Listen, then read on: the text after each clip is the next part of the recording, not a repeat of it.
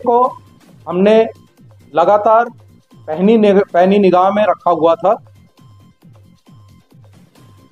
रात 16-17 जून को हमें एक स्पेसिफिक इंटेलिजेंस मिली, जिसके बेस पर Indian army, Jammu Kashmir police और सीआरपीएफ ने एक जॉइंट ऑपरेशन लॉन्च किया।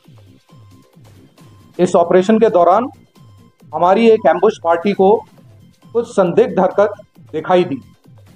यकीन करने पर एम्बुश पार्टी ने टेररिस्ट पर फायर खोला और इस मुठभेड़ में एक टेररिस्ट उमर लोन, जो कि वुसनखुई पट्टन का रहने वाला था, उसको मार गिराया। उमर लोन 2018 से एक्टिव एक कैटेगरी ए का टेररिस्ट था और वर्तमान समय में एलईटी और टीआरएफ से जुड़ा हुआ था।